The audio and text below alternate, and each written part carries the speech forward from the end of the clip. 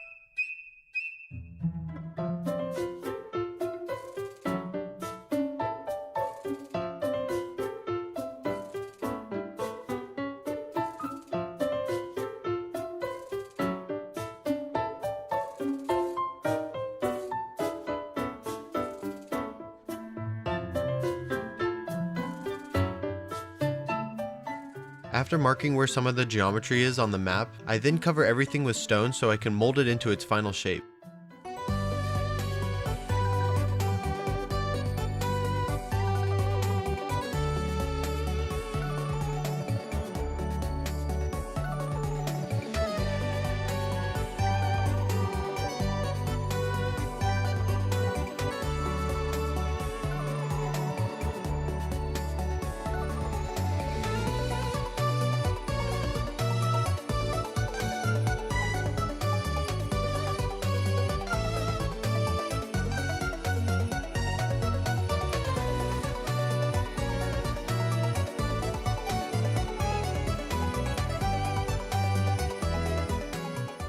Now that everything is roughly in the shape as it is in game, I go ahead and improvise some of the background terrain, because I'm not going to go into complete detail to the very far objects that you barely see, and it's kind of fun to put my own input into areas that don't really matter, like a tree would look really cool right here.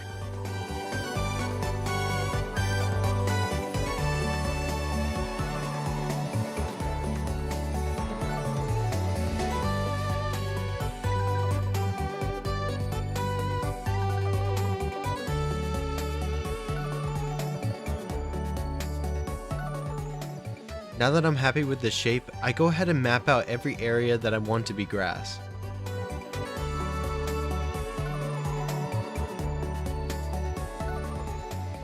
I also go ahead and cover all the stone blocks with lapis blocks, so that I can easily target them and not the already existing stone blocks I used previously. Heading into the game in this area, the lower walls here have a unique texture with vines weaving down through the rocks. So I highlight those sections in Minecraft with redstone blocks and add a crack pattern on them for the vines before adding another crack pattern for the normal stone texture. Then to add in the shading, I use Axiom's auto shade tool, which I also go back and use on all the terrain I've done so far because I think it looks miles better. There's a ton of stuff that I would want to touch up in these older areas, but if I keep going back every time I notice something, I will never finish this project. I'll probably do one last go through of everything as a final episode or something. I think that would be cool.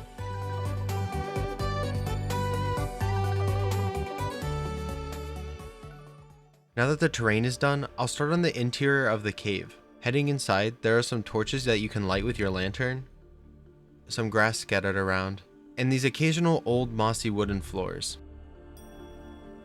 I first lay out the dirt path running through the cave with Axiom's brush tool. Switching to the gradient mode, it gives me a nice brush with dirt in the middle that fades out to moss and then to the existing stone.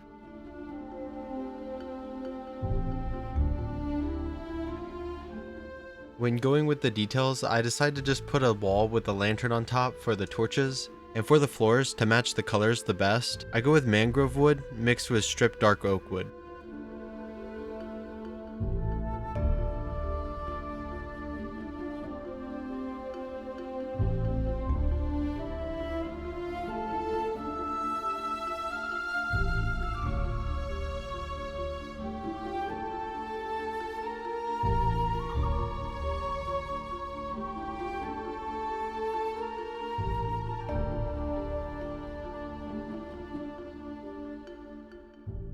Heading up this part of the cave, you come across your first big spiderweb that you need to burn down with your lantern. To make this, I shape it with diamond blocks and then replace it with white and light gray stained glass and iron bars to give it that aged, dusty look. On the other side of the spiderweb, we come to this more open room with pots hanging from strings, and it also has two paths, one going left and one continuing forward.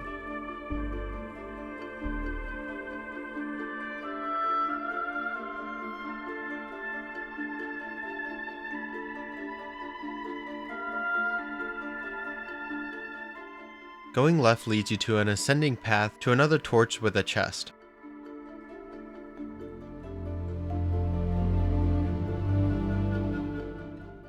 Then finally, going straight instead, you're led to another spiderweb and then some plants growing on the wall to the next area.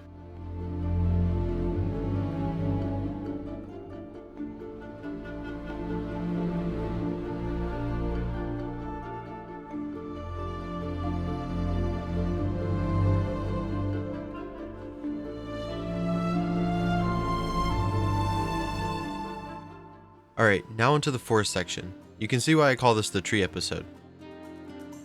This area is pretty big and it was a little hard to decide where to start, but I eventually decided on making the big stump in the middle of the map first because it's the most important and I can align things to it later.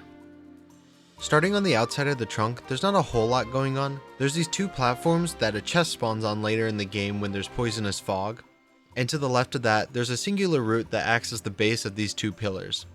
Then, on the other side, we have this arch under this part that sticks out. Then, on either side of the base, the bark grows up into these two platforms up above. I start by replacing my markers with diamond blocks, so I can get it to the shape that I want and then color it in later. I also add in some of my own tree roots to the stump to make it look more grounded. The space around the stump is empty anyways, it doesn't matter.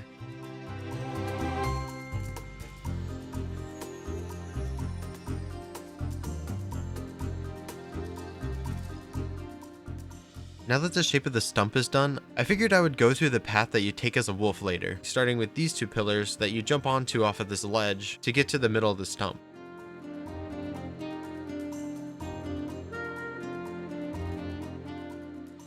Oh, and while we're over here, remember when I said that the cave would mess up something? Well, this is that something.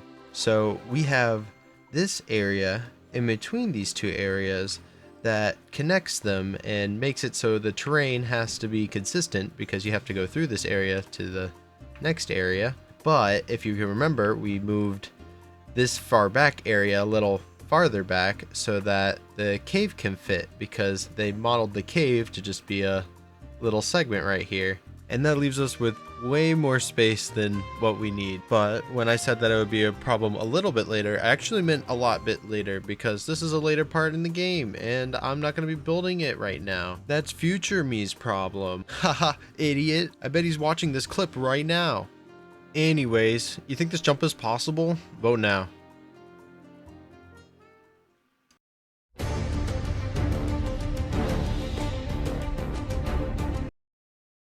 It's not even close. Heading back to the wolf path, you head over to the other side of the stump that sticks out, and you jump to this other stump, to this branch, to this other branch, and to this tree that seems like it's been peeled down. Pretty interesting. You then jump up to this branch, then to this branch, then to this spiral tree. Alright, you following along? Because there's more. Then to this branch, then to this branch, then to this branch, until finally you make it to the 2 platforms.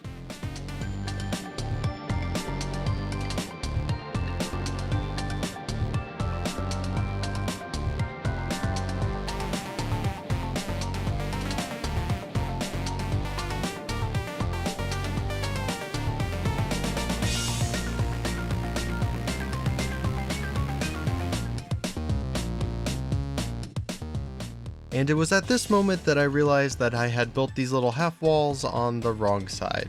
Did you notice it? No, you didn't, you liar.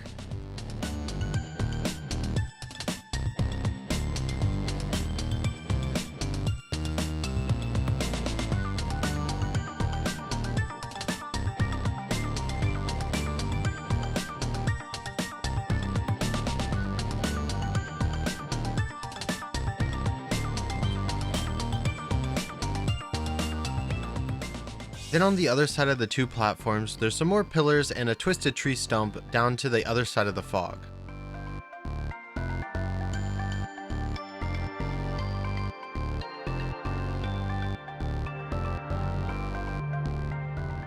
Now if you're like me, and like every playthrough of this game that I do, you then head all the way up to the Forest Temple to collect the last Souls of Light, then to realize that you forgot the ones at Goro's house. On your way back, you may notice that the developers have thought of this predicament and added a pathway back. It starts by jumping from this dock, raised walkway? Yeah, raised walkway. To this pillar, to this tree root, to these 2 branches, to this ledge, to another tree root, then finally to this ledge, and then down to where you started.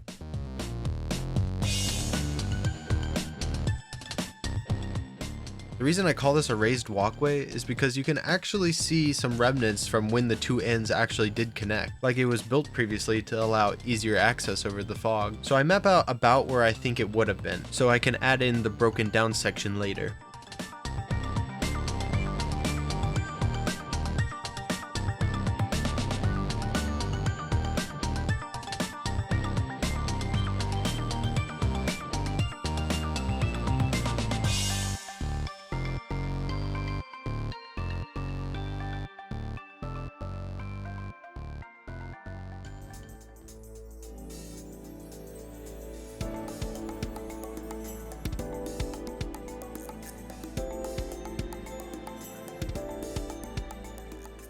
Now that most of the gameplay elements of this area are done, I now begin on the vast amount of trees, starting with this large one that houses the exit of the cave.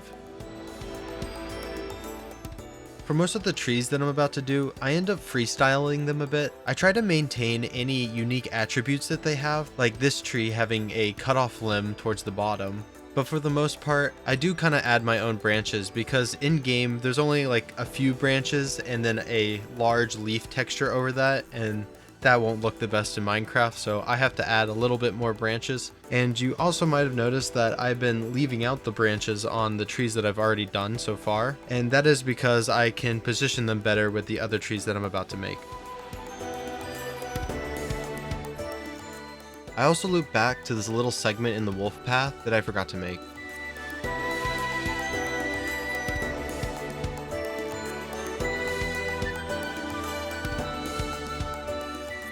The next tree I'll be doing is the biggest one. It sits over this cave that you'll need to go into to grab the gate key. I don't hold back on the size of this tree because I definitely want the tree to be visible from the other side over the mountains.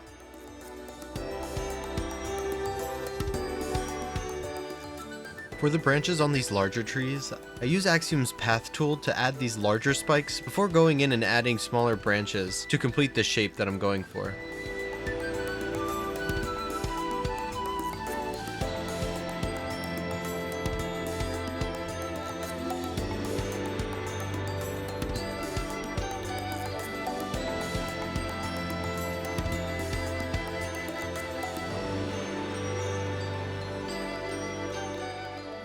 Now for the cave itself. After heading down a long hallway, you get to this room with 2 torches and a chest that contains the key. Lighting the 2 torches makes a bigger chest appear on this raised platform, containing a piece of heart. The rest of the room is a bit overgrown with grass on the ground and vines hanging from the ceiling. Also, the cave walls imply that the cave is carved out of the big tree that's above it.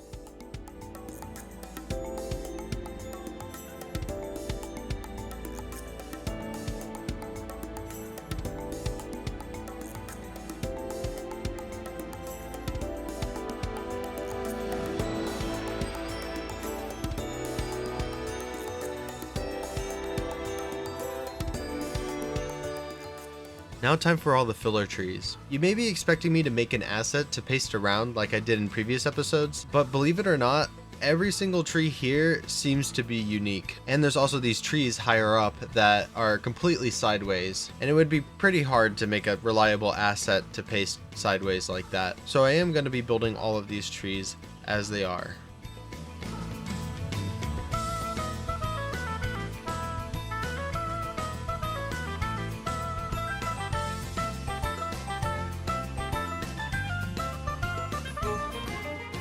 This is going to take a little while, so here's something I realized I forgot to mention. If you're wondering why I have the trees all diamond blocks still, it's because I plan on using Axiom's auto shade tool for the tree bark as well, to get it all at once.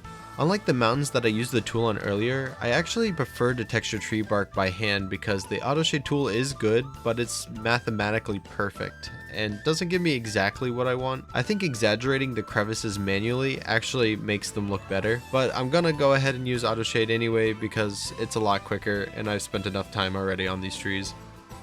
Oh wow, we're not done. Anyway, a question that I get quite often is why diamond blocks? And if you're asking this, it's either because you don't know what a placeholder block is, or you're wondering why I use diamond blocks specifically for placeholding. The answer to the first question is they are blocks that you wouldn't normally use for building, like sponge or amethyst blocks. I use them for things I plan on replacing later. Like for these trees, I don't use something like oak logs to get the shape because if I make a big selection, I could accidentally select something like a house's support beam that I don't want to be affected. The technique is great, but it does cause some trouble when I'm building for other people sometimes. Like, I'll be building a house and then I'm getting the shape down, so I send them a picture before I start texturing to see if they like the size, and now they need to explain to me in the nicest way possible how they don't exactly agree with my gold, emerald, and diamond block palette I've chosen for them. It's kind of like when artists get the "it needs some color" comments on their work in progress sketches, but more hilarious. Because of these scenarios, you can see one of my friends joking about being totally appalled by any diamond blocks he sees. Go say hi to him. He's probably on this video too. As for why diamond blocks over other rare blocks like sponge, it comes down to the grid pattern that they make when placed together. It makes it easier to see the scale of things when viewing it from farther away. Like if I showed you the stone, you would have some trouble knowing exactly how big it was, but if I switched it to diamond, it becomes a lot easier to tell.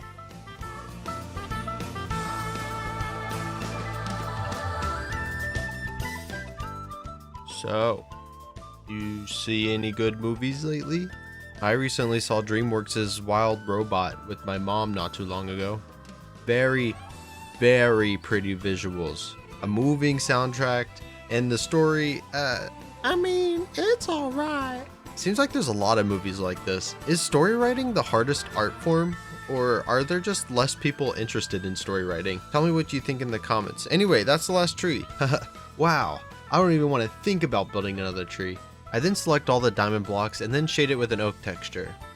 I now need to add in all the leaves. I have a new strategy for this as well. Well, I have thought about it, but it wasn't as viable until Axiom's auto shade came around. Basically what you need to do is add little nubs to the end of your tree branches so that you can replace the air blocks around it with more of itself, expanding it outward. Each tree, however, for this build will need to have different sized leaves, so I used different placeholders for 4 different sizes. Gold blocks for the smallest, then diamond, then emerald, then for the biggest tree above the cave I used redstone blocks.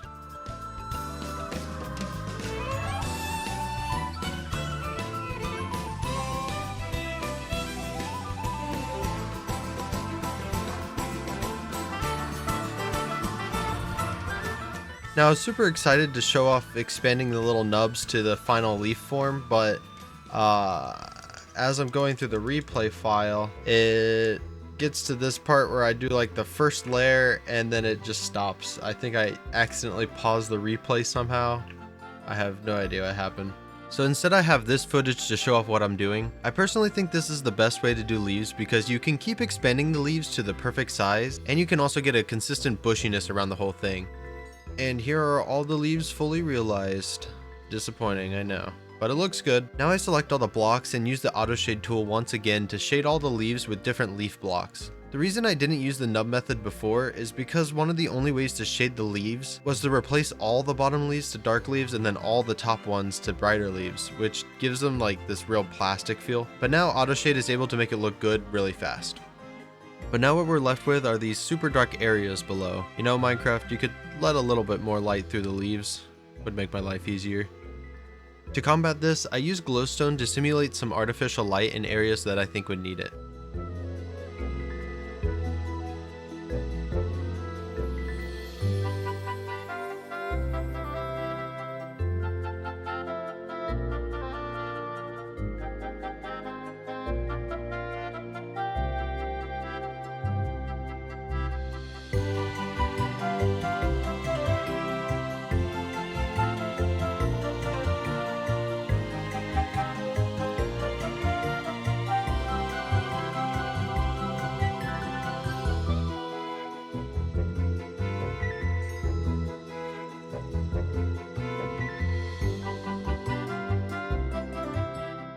I then replace all the glowstone with light blocks with values ranging from 7 to 15. And oh, if you thought at any point that I was just going to leave the glowstone there, then you're no better than the people who think I'm leaving in the diamond trees. Sorry, you're a normie. It happens to the best of us. With the random light levels, it creates the illusion of light falling through the branches. However, it still doesn't look the best with shaders because of how shaders work with blocks that produce light, and the realistic sunlight kind of ruins the illusion, clashing with the fake sunlight. But without the shaders, it looks perfect in my opinion, especially when you see a before and after.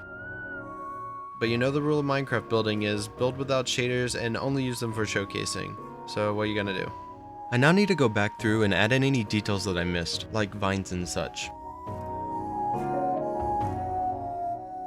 And I'll need to make the insides of any stumps actual wood instead of the all bark texture that it is now. I first try and make the rings of the tree with the hollow cylinder command, but then I figured it would just be easier to make a pattern to paste on. So I mark the area I need to replace with diamond blocks and make a large version of the texture I want.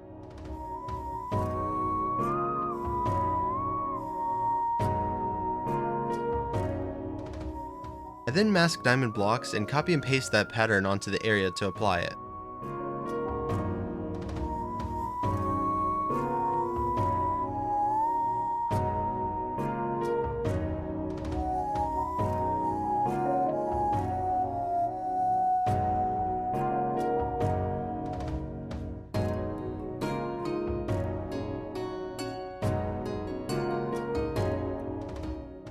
I then go through and update the grass to this patchy dirt texture like it is in game.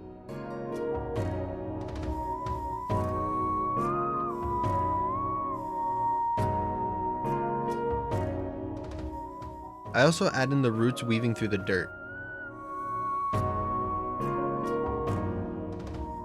I then finish up the details in this area by adding in the flower and grass patches. I use placeholders for these two because for the flower patches, I like to use Azure Bluette and Lily of the Valley flowers to add some diversity. And for the grass patches, along with normal grass, I add in the top half of tall grass and the bottom half of tall grass to also give it some diversity. Just makes it look slightly more interesting. And I also do this branch coming off of the big stump in the center that I forgot to do. To get to the next area, I'll need to build this tunnel. It has 2 gates on either side with vines growing on them. And that looks like a tree that I missed. Great. See, Link is furious. What are you so mad about? Oh. I start by cutting out the tunnel in the terrain because I forgot to add it in when I was height mapping.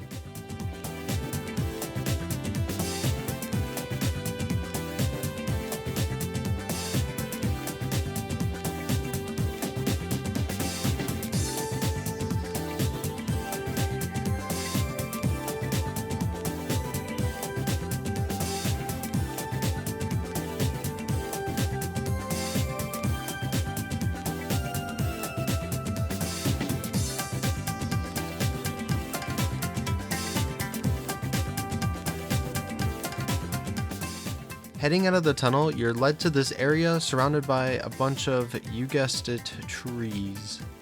Woohoo.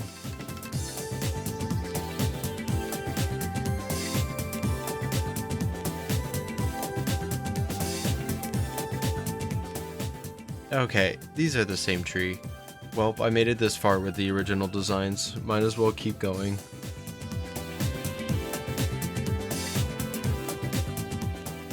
I then go ahead and start on... oh. Wait, hold on, something's missing.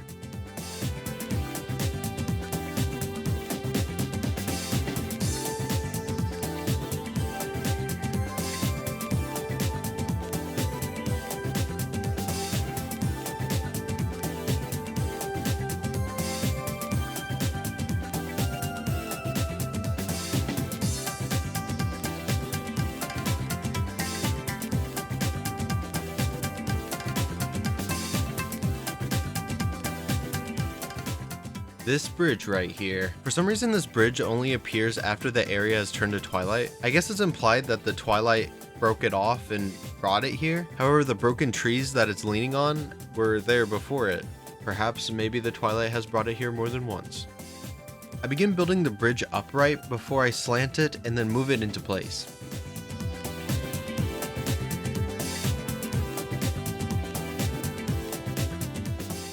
I then go ahead and add in all the leaves that I left out to place the bridge right.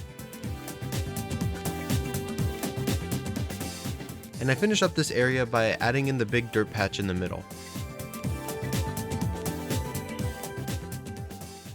Heading to the final section, I'll start with this shop on the left run by a bird named Trill. It's located beneath a tree in its roots, and houses a bunch of supplies including 2 pots for you to scoop out either a health potion or oil for your lantern.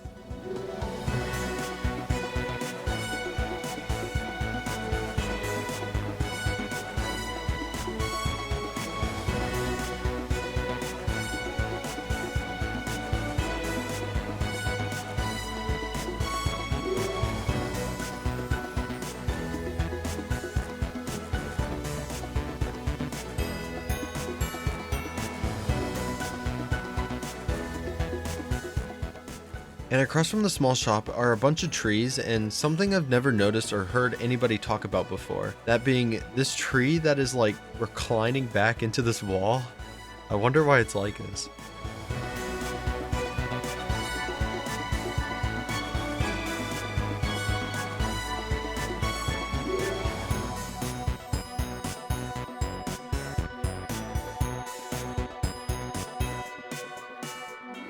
Further down we have another reclining tree, this one going into the mountain, that has a platform that you can walk up on. And below that platform we have a chest and some grass, and a wall made out of tree bark to keep you from falling into the void.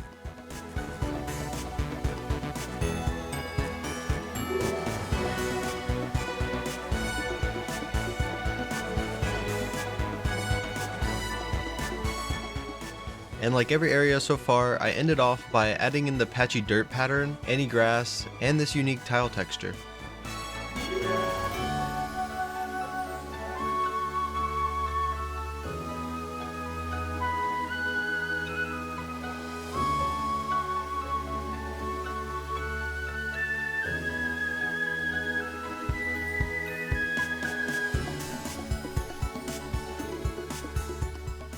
I then go back through everything I've done and add in some spruce trees and bushes to the backgrounds to make it feel more like a forest.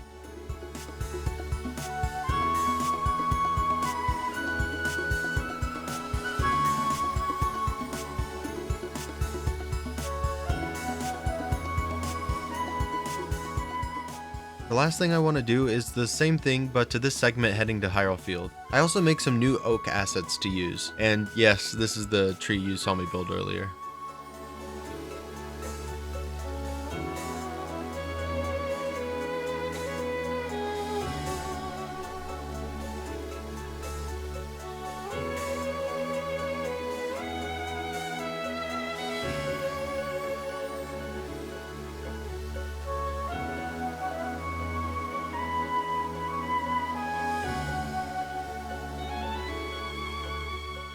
And with that done, we're ready to view the final product.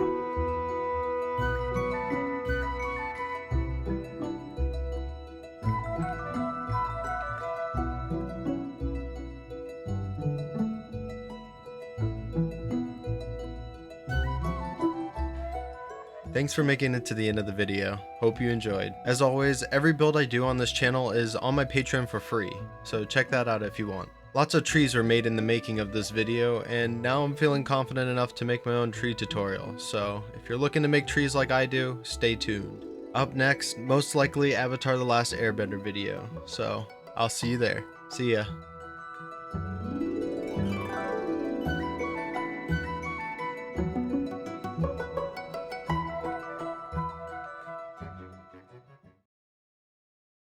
So, you got a favorite color? Mine's green. Here's something interesting I googled. You know the phrase, have your cake and eat it too? A lot of people don't understand it or its meaning. It means having everything go your way unrealistically. Like if I said you could have this or that and you wanted both, I would say, well, you can't have your cake and eat it too. As for the wording, it's better understood backwards. You can't eat your cake and have it as well, because once you enjoy your cake, you no longer obtain it. It's a cool saying, and it gets more hate than it should. Also, if anyone was curious, here's what everything would look like with the purple fog. And again, I personally think it looks better in vanilla because glass used for anything other than windows doesn't seem to work the best with shaders. Okay, the tree that I mentioned earlier is done. Cool tree, goodbye.